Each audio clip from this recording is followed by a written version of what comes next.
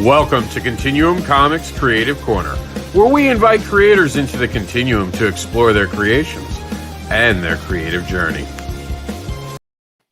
All right, guys, for the first time ever, we're going to have the Creative Corner have a creative team behind the story of sacrifice. I'm going to introduce them and let them tell you who they are. We're going to go around the room. Of course, first, we're going to start with the writer and creator, Laurent. Tell them who you are.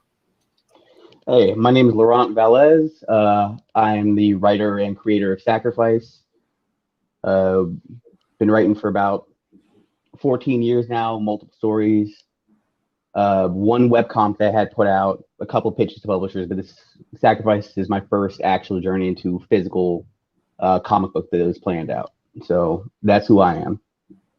Where can they follow you? On Twitter and Instagram, my handle is alwaysbeevil, underscore between or after always and be. And then I have a Facebook page for the comic just called Sacrifice Comic, which gives regular updates about the comic and how stuff's progressing and what's happening next.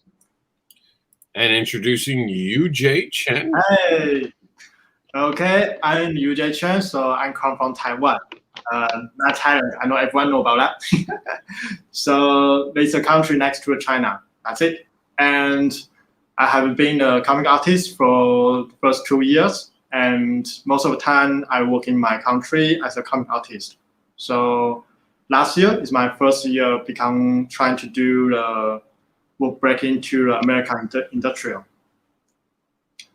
And welcome to it. All right, guys, let's dive right into it and talk about why are you comic book fans? What was that moment that you saw comics and you were like, I like that. That's something I want to be part of. Go ahead, Laurent. So growing up with a kid, there's a lot of things I did with my dad that he really got me into. Not comics at first, but superheroes was just kind of what started leading the way. And I'd watch the TV shows and all that.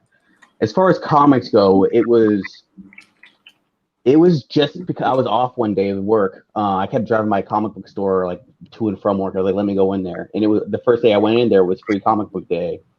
And I was like, okay, what do we have here? And the first thing I got in hand was issue number 0 of Blackest Night by Jeff Johns. And I read it. I was like, this seems really interesting. I don't know what's happening here, but let me find out what happens beforehand. It was the first time I actually had, comics. And I got everything leading up as far as the War of Light goes. I just fell in love with comics in general. And me wanting to write thing, which we'll talk about a bit later, was kind of something I was doing there, but not really committed to comic books specifically. But that was Blackest Night is what made me fall in love with comics. Oh wow, that's an interesting book to get you in. What about you, UJ? Okay, so years ago, I was supposed to be a car designer before. My major in the university is industrial design. And I also get internship in the car design, but after working 1 year in the car business industrial, I figured out one of the things is it doesn't matter how kind of things I decide, the world still, it doesn't mean anything. I decide what kind of car. So I start to think about what kind of things is helpful others. Because my original idea on design is help people by designing. But now I figure out design not help enough. So I try to figure out something like story, spread the idea. So I think this comics is the best comedian for me. Because people are the younger people much easier change their mind or inspired by your idea or others by the idea. But by that time, they wouldn't study some kind of books or novel. Comics is much easier for them. So I decided to do that.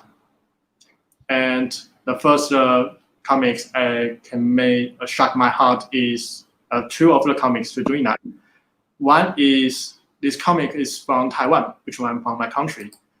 This comic called The Ravage of Time. And it's really famous in my country. And that's the first story because it's not a normal story like a fight or hero, something like that. he's talking about how to make a peace, but instead of just everyone stopping fighting, he create a new point on it. So that's why I love this comics. And the second one also makes me to notice about American comics is Kingdom Come. So Agarix was the Kingdom Come is the first comics I read in English. So I didn't expect what it is or Superman, something like that. Before I have no idea about that, but the art is just shocked me. I mean, I couldn't believe that some kind of people can join like that. I just, it's not, almost like for me, it's not unreal. So this makes me trying to do that. Yeah, that two great actual books from both of you guys. Like those are some of the more powerful ones from the history of comics for certain. So let me ask you a question. Where you're from, this is an interesting one. How did that affect you as a comic book fan? Because you just talked about that, UJ. How did you find the American comics? I'm very curious about that. And Laurent, do you think that where you grew up has affected you as a creator? Has that influenced you? Because I know growing up in New York has just forever changed me. I look at the world completely through the Big Apple's eye. So I want to know from you guys, UJ, how did you find American comics from where you're from? In the 2008, so I think everyone watched this movie, Batman, The Dark Knight. Right? I guess everyone watched that. It's my favorite movie. So I watch over and over again. So start from that, I want to know everything about Batman. But in my country, there's no any kind of information like that. So which means I have to read American website like COMiX. That's the first website I can know about any American comics. Like by that time the new 52 Batman just start. So I started reading Batman from that moment. And that's the first time okay. I'm here, guys. It's a cool trick. I get to be a shadow in the background. I figured I'd let the world see you both more. I'm here, though. Don't worry. Yeah, sure. So by that time, that's the first time I started reading comics. Just start on Batman. And you probably are curious about where I come from. So let me introduce you. So in my country called Taiwan. So you basically know about Taiwan is about something like the enemy of China or some kind of issue with China. That's my country. So in my country, there is no American comics. No one read it, and also no one being a comic artist before. So, and I'm just lucky to be one of it. Well, I hope that you start a movement because your art is fantastic, my friend. Thank you. Well done. Well done. So, Laurent, how has growing up where you've grown up affected you as a creator and a fan? As far as a fan goes, I had like a wealth of just comic shops around me because I grew up in the city as far as Tampa goes. So, you know, I could just go from place to place, finding like new people. I found eventually a home store, but and everyone had like different okay, how knowledgeable I felt they were. I got a lot because I like to be a sponge for knowledge. Like I went to one comic store, I picked the brain of a bunch of people, then go to another one, and I just feel like just that kind of city type thing, but not a big city, really helped. As far as a creator goes, and I noticed this when I was writing my first web comic, I can do Tampa, as far as when you think of cities go, is wildly different from you mentioned New York, because there I look up and the buildings go up as high as I can basically look versus what I'm used to here. So a lot of planning out scenes and okay, how I want certain buildings look. I when I'm doing something that it's in a big city, I'm oh hey, I'm doing this. It's not something I ever thought about factoring in how big something is, how much space there is between buildings. Everything is very, very tight knit in that. And it just kind of gave me a different perspective on how certain things need to be structured depending on the setting of where I'm at. That actually makes sense. I never even looked at it that way. It's funny. I've dated women who are like, why do you constantly stack things on top of each other? And I always point to, I grew up in New York City.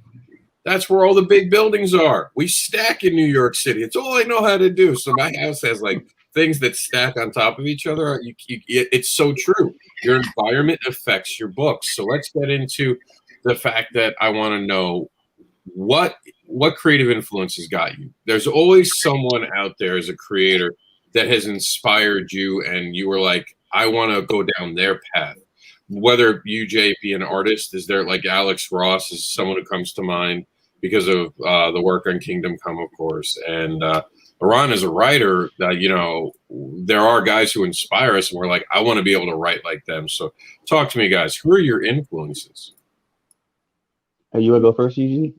You first. I was thinking. Okay. Also, what were you saying?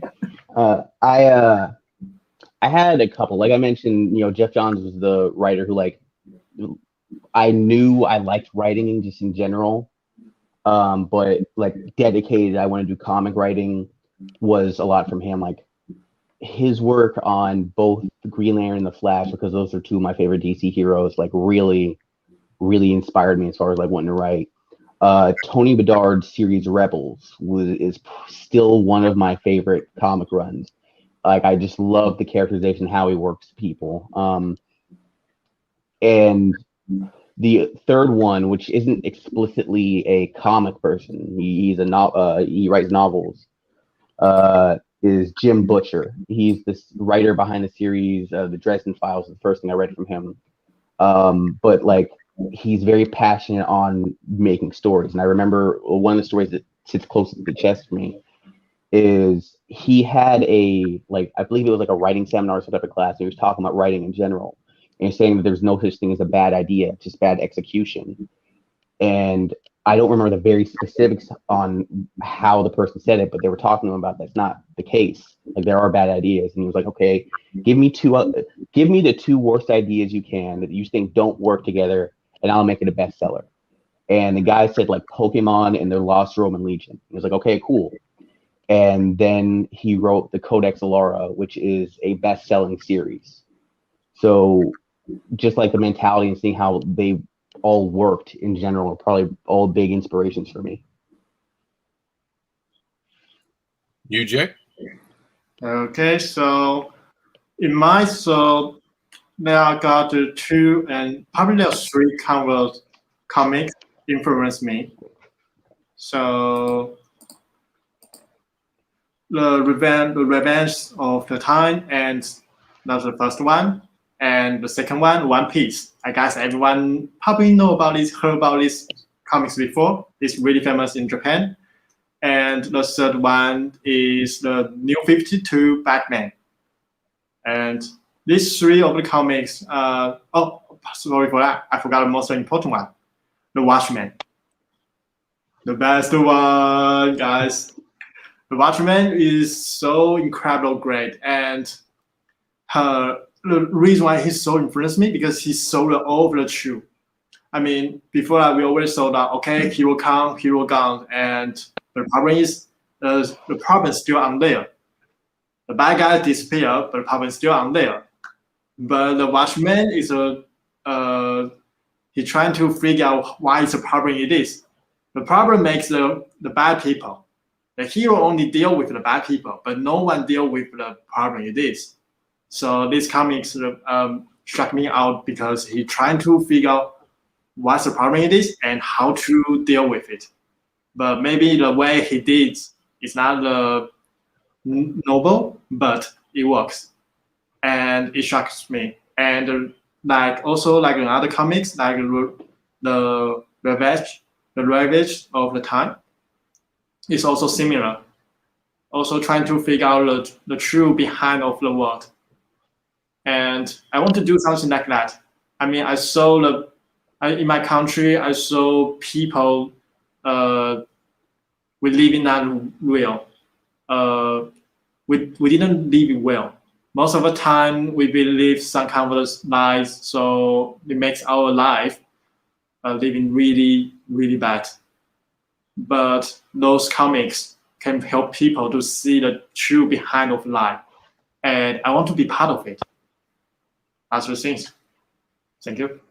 Isn't it amazing that comics can inspire us in all different ways? It can inspire a kid to learn to read. That's my story. It can inspire us to even understand humanity a little bit better from different corners of the world. So, what are your goals in this industry, gentlemen? What are the things that you want to accomplish long term? Is it working with Marvel and DC, UJ, Laurent? Is it becoming the next Netflix guy?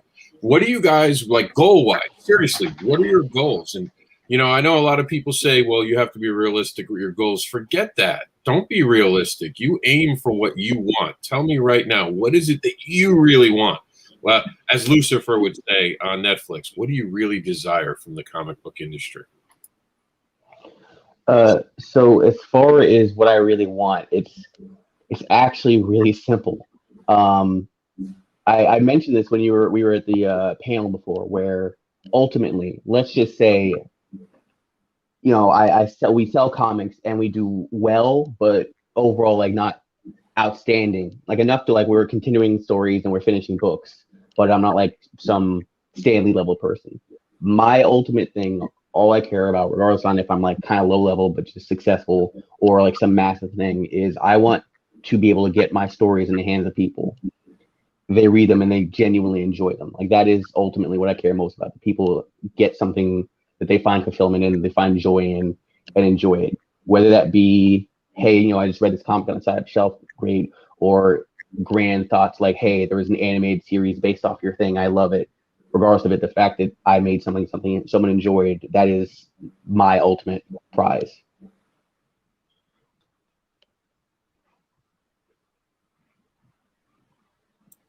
UJ? Okay, so in my side, my first goal is trying to break into this industrial, and of course, and become one part of the DC or Marvel. Also, be the first one in my country, because so far there's no one to do that in my country, so I want to be the first one. And after that, the automatic goal is I want to create my own story and to make people realize how to awake. I'm not sure about how this word in English how to code, but it could be called wise or awake. So which means can help people to figure out what's the truth behind of life. That's my final goal. I think in English, what we call it is rising up or evolving. That's a big thing now, evolving as a person. And I love that that's what you want to do with this. It's kind of what I do with a lot of the stuff I do. So kudos to that. We're going to switch over. We're going to start talking about the project that you guys have worked together about and the amazingness that it is. So I'm going to go ahead and call it up on the screen. So let's start off with how did you guys get to be a team? So when I was at the point where I was like, okay, now I picked the story that I was going to do as far as Kickstarter goes. I had multiple stories on like which is the one I'm going to bring to Kickstarter. Which, I mean, there's a story to itself for why this one was even picked. But once I figured that out, I was like, all right, time to find a team now. And I went to Comic Book Colors for Hire on Facebook, the Facebook page that just a bunch of people who work for commission were on. And I made a post saying, hey, I have this project. Here's what to expect. If you're interested, let me know.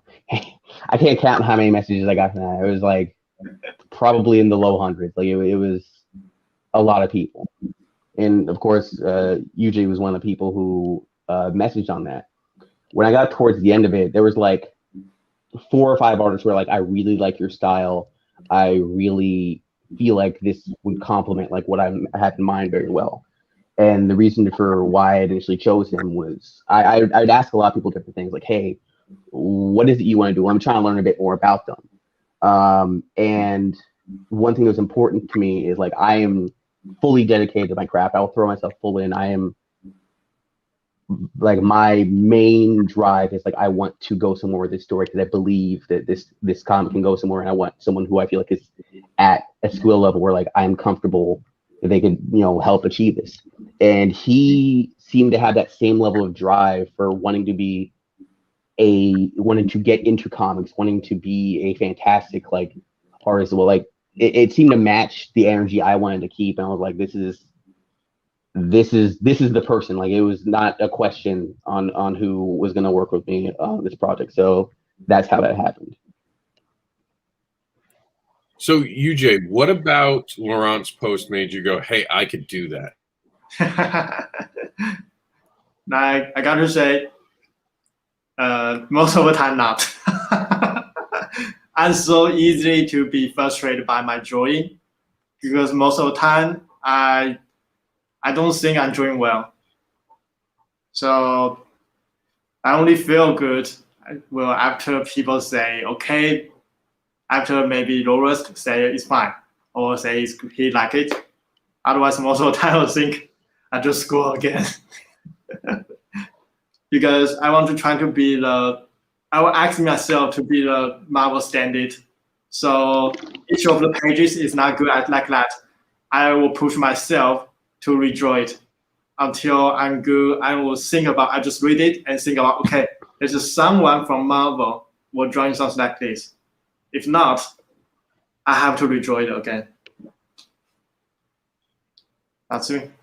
Now, with the process of working together, one of the things that I wanted to ask is, especially considering UJ, English is not your first language, which, by the way, fantastic interview. Thank you for putting yourself out there. Not enough people actually, because I was telling Laurent this, I come from immigrants. I know how hard it is sometimes to talk, and especially on camera, it can be scarier. So thank you for coming on today. You're doing an amazing job. But was there a bit of a language barrier? Did you guys have to work with, because I've worked with people in Siberia, I've worked with people in Mexico, and I know sometimes you have that moment where you have to find out how to translate it from one language to another. Have you guys experienced that, and how'd you work through it? Oh, God.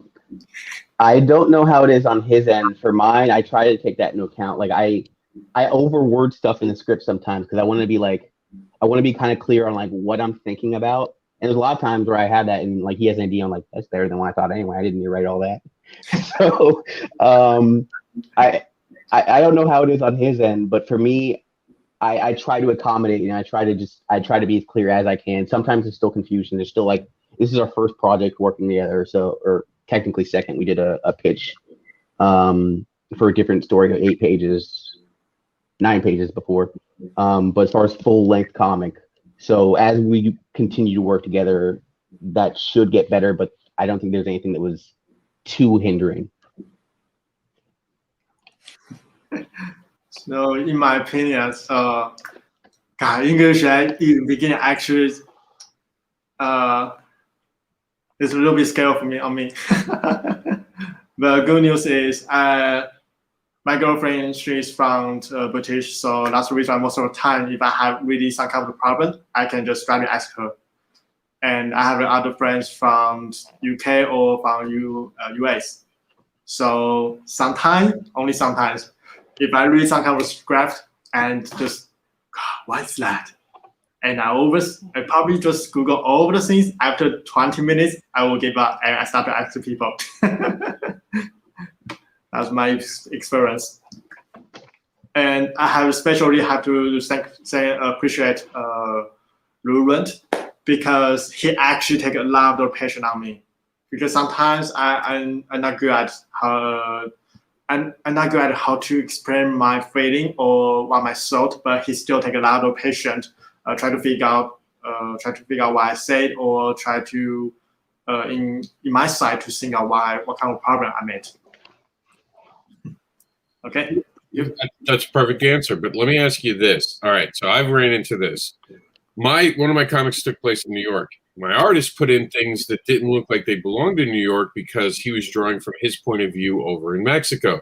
Have you guys seen that? Where does sacrifice take place? And has that ever become an issue where it's like, wait, no, it has to be drawn this way because that represents the place it's taking place? Not specifically for location, it takes place in a fictional city that's basically like a New York type city. There have been plenty of scenes where it was like, this is what I had in mind when I do, and like I worded it one way, sometimes not enough, and I see the panel come back and I'm like, that's not what I expected. More often than not, I'm like, that was better than what I had in mind anyway. Let's run with that. For settings, you will see more of the city, just not in the scenes I've had so far in the first issue. You'll see that more so in issue 2 when we get to that, and it comes to public transportation, because you have the jump, which was based kind of partially on one of my experiences being in Tampa, then going to New York City. And I've never been on a subway, and it was wildly confusing looking at a subway map. Like, how does anyone make sense of this? So that type of stuff will be in there, but not quite yet. We, as a team, we haven't gotten to that part yet. But there have been times where like there was an expectation or something I thought, and then I got something different, and we always work through it. Okay, so in my case,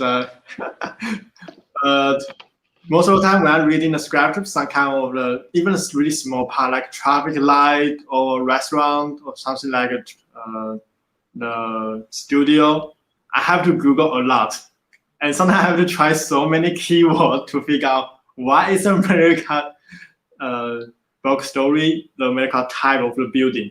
So I even bought a New York 3D model to figure out what kind of the size of the building in the UA in America, and also what kind of size of the interior in America. So that's my way to deal with that. It's actually a brilliant idea to use a 3D model. That's really smart on your part. All right, so here we are, successfully funded, by the way. Very exciting, 159 backers. First shot at this, right, for both of you? This was your first campaign for both of you. Congratulations. Fantastic amount of support. And here we go. Let's talk about the story. Tell me about the story. What inspired you to create this, Laurent? And you, Jay, what did you like most about drawing this story? As far as inspiring to write from it, like Sacrifice is something that kind of came together, fully came together early this year. But like the idea initially came to mind mid last year, where I'm like, okay, it's kind of the reverse of my first webcomic, where you have someone who is a like good guy, but like forced into bad situations because some type of dealing with possession. Possession isn't a thing in Sacrifice, but it's still like a good guy, but there's a scenario involving like Lucifer. The story is when he was an infant, his soul was bound to Lucifer. Now whenever he dies, Lucifer will be summoned, and like that will bring about an age of demons. So he's constantly, that's going to be a continuing like theme or problem for like the world. As far as the initial inspiration, it was like a lot of small things over time. But I can't really pinpoint one thing, and it kind of kept growing about like the main things. Just I want to write something where I haven't really seen anything like this before, as far as a lot of the elements, and I can't go into too much of them because I'll start spoiling the next couple issues. Because each issue for the first few like really flush out. Like the first issue kind of gets into who the main character is, and the female character you see named May is kind of like the viewer's point of view, where someone coming brand new into this who doesn't know anything about it, meeting someone who knows everything about it. And then issue 2 expounds on a lot of other things, and more so the people who are around him, and kind of delves you deep. So once I get a bit further into the story, I can talk more about the inspirations, and it won't spoil things. So in my part, in this project, the most exciting thing is about fighting, and so many demon and monster I haven't designed before, and there's so many challenge like in one of the pages, I have to draw almost like over 10 demons in one page, one of the pair, and fighting each other. And even the way they fight have to be different. And Luren also have to figure out so many demons, their type, or like rock monster or other kind of monster. But for me, the most challenging things is really funny. The most challenging thing is reading the reference in the middle of night, because probably most of the time when we start to chat or talking, probably around, in my country, probably around 2 a.m. is the time I before go to the bed. And by that time, sometimes he'll try to send me some kind of a reference, the demon reference. And You're giving UJ nightmares, Laurent. He's going to having nightmares. Look at the cover. I don't have a choice. That's what we're doing. I don't know. You mentioned that before, but once you send me one of the references, I just delete it immediately because I didn't know that. Because that demon, his tummy just explosion. Oh, okay, yeah, I know what you're talking about now. Yeah. I didn't know that happened to you. I'm sorry. I'll try and make sure my reference images come out like in the morning for you, so you don't have to go to sleep with that. You gotta give it to him first thing in the morning. It'll help him wake up. I didn't know that before, but now I know. I'll keep that in mind. That's just really funny. And I'm pretty sure, I guarantee to everyone, these comics are issue of the 5 screens. I read a lot. I have to research so many comics fighting screen to build in this one. I'm reading about Captain America comics or Batman or like Superman. Also others like even in Patch comics like Warrior. So sometimes when he writing some kind of there's a fighting, or I have to figure out, I want to draw something incredible, cool fighting screen to satisfy that. And I really enjoy this one. Yeah, the art's beautiful. I love that image. I love the imagery that you guys used. I could definitely see that you've had some nightmares, my friend. I apologize. It's what you paid for to get this to happen. It looks beautiful though. So let me talk to you guys. Long-term goals. Have at it, man. Tell me where you want to see this. Is this the next Netflix thing? Is this maybe going to Amazon? Is this something you want to see for you, UJ? Do you want to see posters made of your art? Would you like to see, what would you like to see happen next?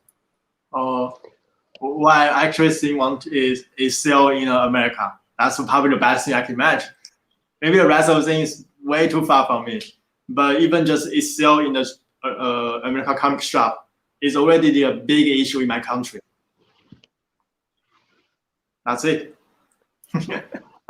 For me, it's kind of like along the same lines as what you said. Like I have it in shops, get picked up by a publisher, because both of us want that as far as breaking in. Now, whether that be like after a few issues, I'll probably start shopping it around. Whether it be like Image or DC, not DC, Image or Dark Horse or Scouts Local, like whether it be like one of those type of companies, it all are fine by me as long as it's something that gets picked up. That is what would bring me the most joy. So continuing on Kickstarter, it'd be outstanding, but if get picked up by a publisher like that's where I want to see long term. All right. What about, this is the fun part. What about merchandising? I mean, Batman's got everything in the world, from underwear to table lamps. I've seen everything and anything you could think, even dirty toys. And I don't know how that happened with DC, but Batman doesn't go down. I mean, it's a thing. He doesn't. Oh, wait, they did find out this week he did. That's a whole other program, isn't it? So what do you guys think? What are your thoughts about merchandising? Where do you want to see? Because you could have fun with this one. This one could definitely be for anyone.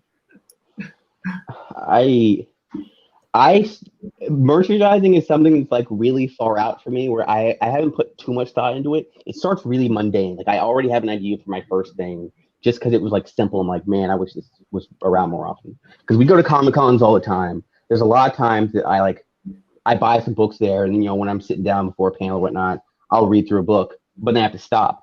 And the thing I always wish is like, man, I wish I had like a bookmark or something like that. So the first thing that ever came to my mind is like, bookmarks are really cheap to make. Maybe when I make my comic and like physical and go to a convention, I'll have like a little free bookmark sign because they're like maybe 2 cents a pop. And then I'll bring people in because people love free stuff, and then I'll like be able to shop my comic to them. But like literally that's the only real idea I've had is just like, hey, bookmarks. And then I'm pretty sure things will come in the future when I get like more into it. But whether it be on shirts would be neat. Posters maybe. I've made a poster before for my webcomic, but I haven't put a ton of thought into it, but I'm not opposed to any of that. All right. Anything you want to see, UJ? Would you like an action figure of something you created? Not have an idea because there's so many characters. I'm not sure about which one I should say. But I was surprised because in those characters, the form until now there's not in the first issue there's no the sassy character in the issue 1. So that's why I'm so exciting. So maybe on the issue 2 there's some kind of a character really sexy. I can start to draw it. And start to imagine maybe some of the few people in the future they will try to cosplay that.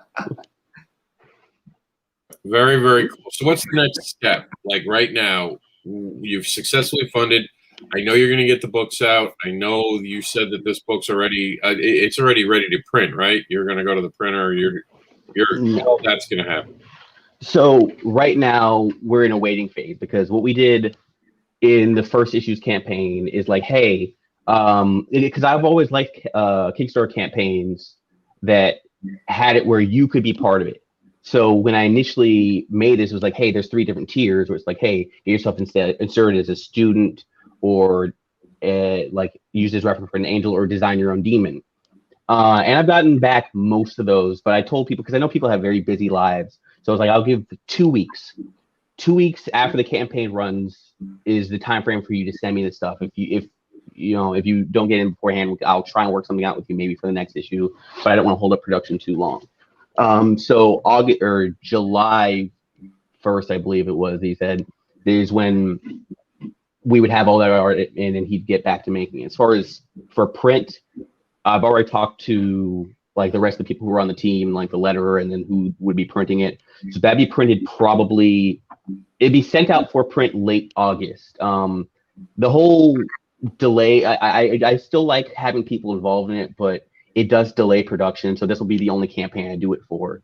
The rest of them will be either halfway or majority made before the campaign launches, and UJ works really quickly. So before it even ends, it would be ready for print. So that's the stage of where it is now, just still in production, waiting for information from people to finish issue 1. But from next there, like we already have our plan laid out. As soon as the art for issue 1 is done, starting on issue 2, and then like continuing the trend, because I don't want to be like the person who's like, hey, I made a first issue great. It'll probably be like a year, maybe 8 months. You'll get your issue 2. Like I don't want to be in that point. Like I want to show that we can continually work together and continue to put out a quality product. All right, gentlemen. So the final question, the one that's the most important, is what are you guys doing next? Talk to me for the next, let's say, year. What are your plans creatively for the next year, especially with this project? I know there's an issue 2 coming, but like in a year, how many issues could we potentially see?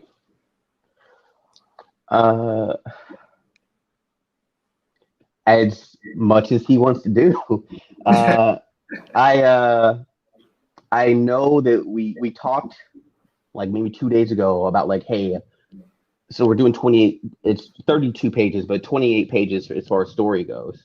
How long will it take you to work that? What's the work pace? And because we're both on track of like, we want to get in as far as publishers go, we're fully committed. Next year, I would like, if I could have like an ending point for like how many issues next year, we can get 2 done this year for fact.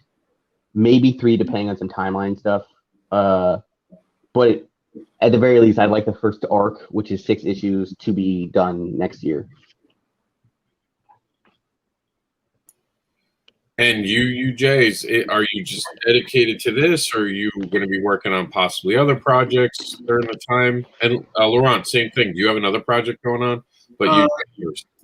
Yeah, I have also have other project to run out, but this project is probably the best one can make me to show me all of my skill.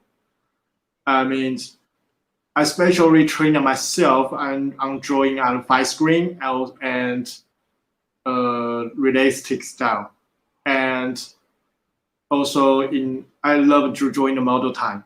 So this comics give me a chance to show all of what I want.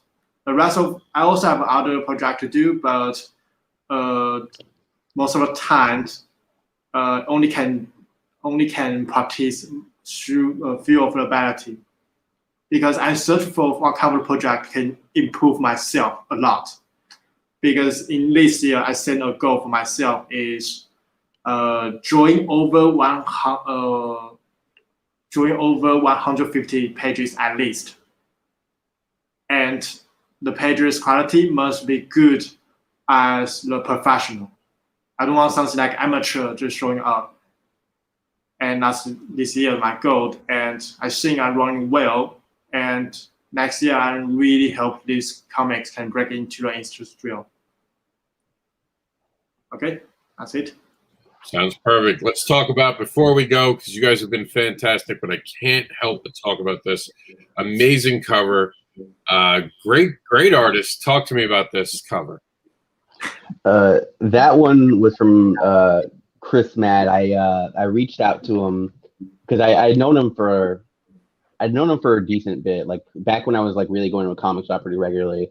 I've always liked his style. And when it came to doing a comic, I've always liked the idea of like alternate covers.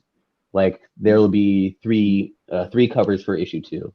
One of them I'm really excited to work on UJ with, because it's one of my favorite covers.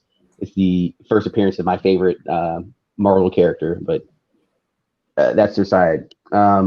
So when I reached out to him, I was like, okay, here's the deal. A lot of what happens in Sacrifice is reference, or even lines on that, reference to classic horror.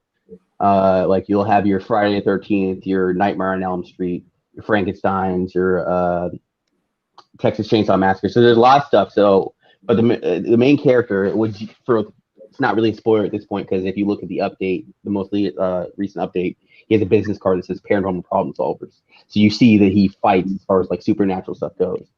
So when I was talking to Chris, I was like, hey, so here's what I have in mind.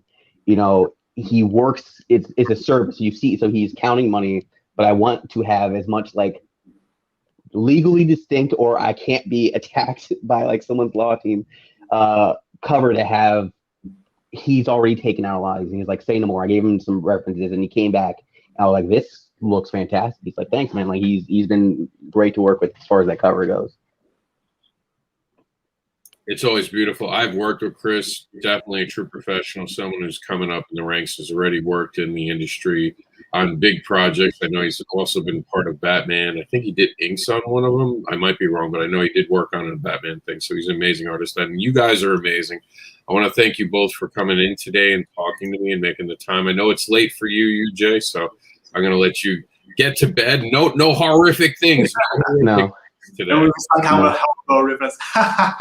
more. Not right now.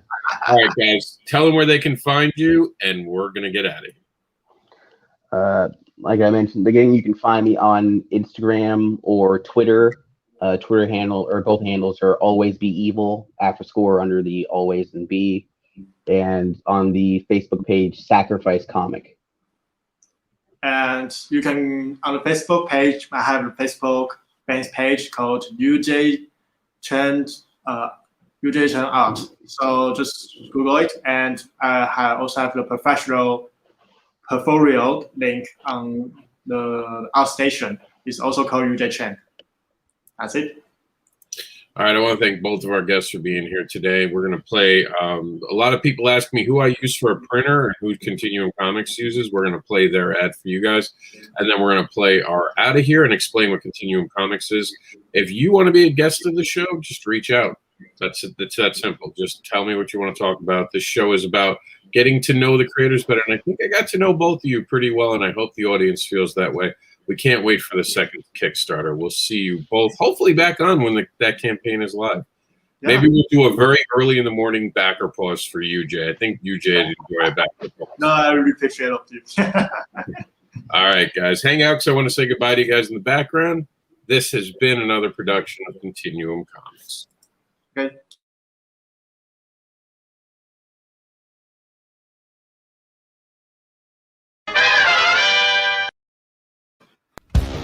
Continuum Comix is more than a comic series, more than an LLC, more than an idea.